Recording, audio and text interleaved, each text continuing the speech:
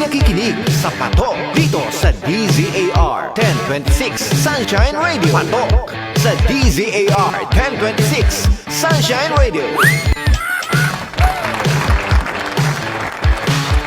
Wednesday afternoon, magandang hapon po sa inyong lahat. Kumusta kayo? Sana'y tapos na kayo sa pananghalian dahil pasado alauna na, back to work na ho yung mga nagtatrabaho. Diba, sabi nga, mayroon tayong break na 12 to 1, lunch break ho yun. Ganun ba talaga katagal? Isang oras yung break? Anyway, basta dito ho sa DZAR, yung 1 o'clock natin hanggang 2 o'clock, patok po yung ating program. And for this afternoon, medyo your face sounds familiar. Diba? Hindi your voice, your face sounds familiar. Medyo naninibago siguro yung iba. Tony, sino yung kasama mo today? Well, si Carla ho, magkasama na kami niyan sa balita. No? Pero eto ho yung unang pagkakataon na magkasama naman kami ni Carla dito ho sa Patok program natin. So, kapartner Eileen, get well, si kapartner Cherilyn at saka si kapartner Lilibet, they are all busy this afternoon. Kaya ikaw muna, thank you for joining me this afternoon. Kapartner Carla, si Carla ho, ang kasama natin. Magandang hapon. Yes, magandang hapon po sa lahat nating mga viewers. Ayan, napaka-grand, ano naman yun, kapartner Tony? Introduction. Ayan, sa ngalan po ni kapartner Eileen, ako po yung makakasama this afternoon, mga kapartner. Once again, ako po si kapartner Carla. Ayan. Okay, so hindi kami magbabalita. Hindi kami magbabalita. Pero for this afternoon, alam mo, nag-uusap na ho kami ng bisita namin. Pero maya-maya namin siya i-introduce kasi ang sarap po ng kanyang produkto na nandito sa harap namin ni Carla. Mamaya ay alamin natin ano ba ito. Pwede rin ba kayong maging reseller nitong kanyang produkto. Maya-maya alamin ho natin 'yan. But for now, siguro magandang simulan natin partner Carla dun sa ating tips na makakatulong sa lahat ng ating mga negosyante, sa lahat ng mga nag-iisip pa ring magnegosyo. Kasi meron tayo ditong price adjustment strategies. Ano ba ito? Bago natin ipakilala yung ating guest. Yung pagkakaroon daw ho ng wasto o yung perfect pricing strategy sa atin ng business ay malaking tulong upang matukoy ang tamang presyo kung saan maaari mong i-maximize ang makita sa iyong produkto o serbisyo.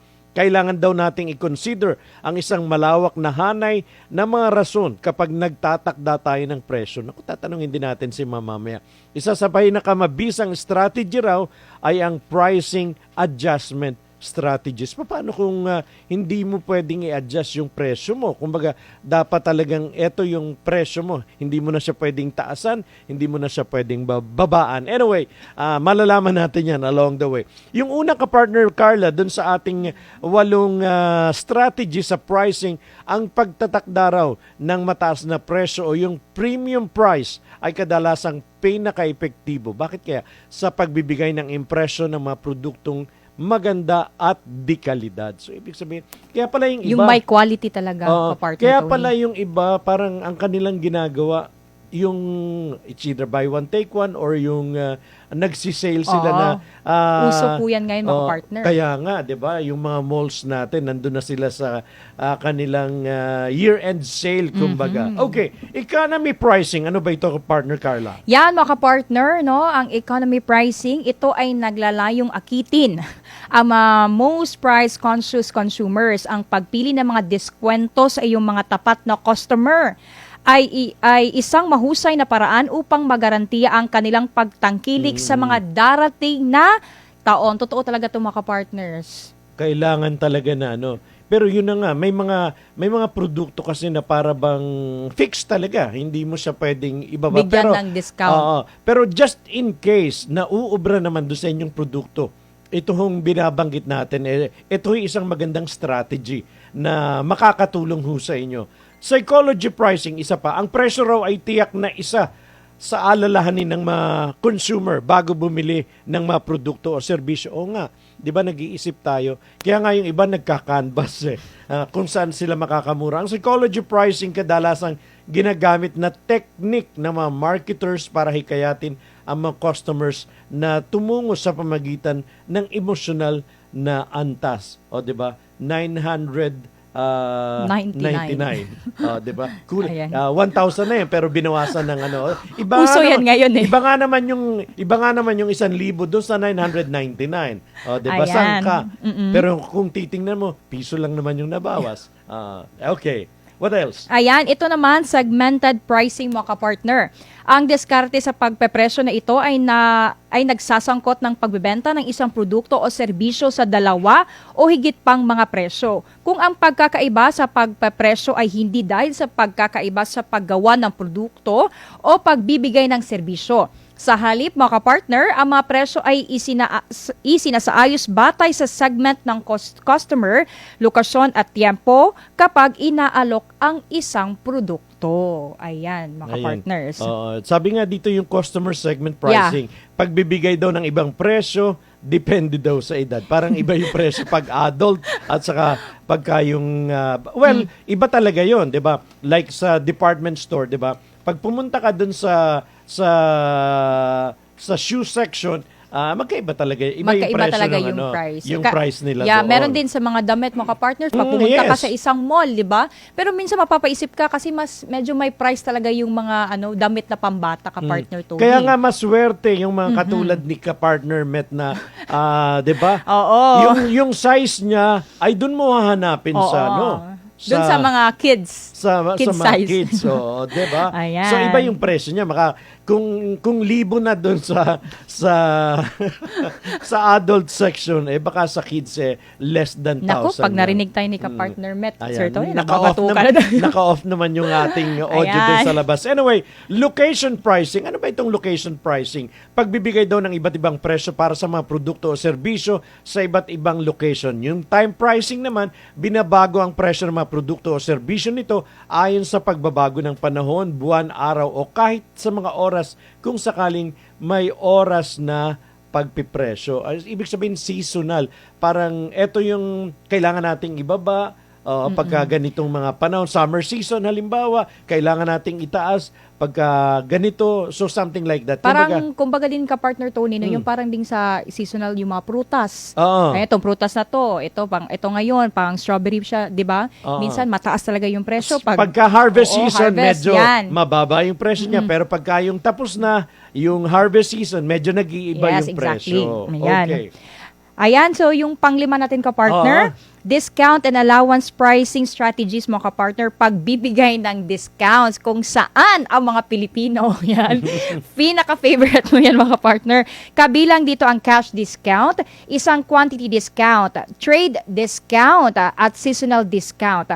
Pagbibigay ng allowance tulad na lamang na mga cashback, yan yung uso ngayon ka-partner Tony. Mamaya, tatanungin ko yung guest natin. Yes, oo. Ma'am, pagka binili ko to ng 3, mayroon ba akong discount? Anyway, mamaya ho yun. Maya-maya, konting-konti na lang ho. Alright, yung promotional pricing naman, binabawasan daw ng mga negosyante ang presyo ng produkto ng mas mababa sa presyo ng merkado o kahit mas mababa sa gastos para sa isang pansamantalang yugto ng panahon. Parang hindi ka naman lugi, pero parang break even. Para lang, kasi minsan ganun yung strategy ng iba. As in talagang mababa sila doon sa kanilang mga, shall I say, competitor. Para nga naman, mas mura din yung kanilang pandesal, piso lang. Dito sa kabila, 2 piso. So may mga strategiya ho sila na ginagawa just to promote their product. Pero for the meantime lang siguro yung ka-partner Tony, di ba? Hindi naman pwedeng magpapatuloy kang malugi sa iyong negosyo. Next, second to the last natin, mga partner, ito ay yung geographical pricing, mga partner. Ano ba ito? Sa lahat ng mga viewers, pakinig po tayo ha. Ito ay tumutukoy sa lokasyon ng customer. Ayan. Basically, it reflects the shipping cost involved in delivering the products from the point of origin to the point of sale. Diba? Ito na yung maraming online mga partners. Paano kung ang shipping mo ay papunta ng Visayas or ng Mindanao? So medyo iba yun kung dito lang sa Luzon. So yun yung tinatawag na geographical pricing. Bali, ba-share ko lang ka-partner, Tony, no? Meron talaga din ako mga friends na, alam mo yon pag gusto nilang mag-order online. Pero nung malaman na nila yung shipping cost, Oo. ay, wag na lang. Ganyan lang. Kaya Ako na nga. lang bibili. Minsan Ay, nagiging sagabal yung... Yes, O di kasi ba medyo- kahit nga doon sa Shopee, sorry, sikat naman kayo, kahit na binanggit ko na kayo.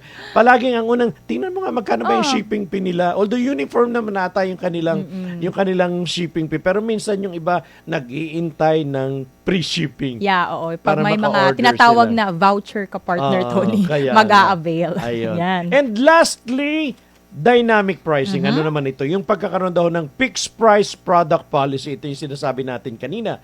Karaniwan daw sa mga malalaking company. Gayunpaman, ngayon, ang mga kumpanya ay gumagamit na ng dynamic pricing sa isang produkto upang matugunan ang mga pangailangan ng individual na customer. Ayun Ayan. pala yung tinatawag natin na kanina. Dynamic pricing. Okay. So, sige ho, sana kahit pa paano yung nakatulong, yun hong aming na-share po sa inyo ni kapartner Carla dito sa ating episode today. Sabi nga, price adjustment strategies.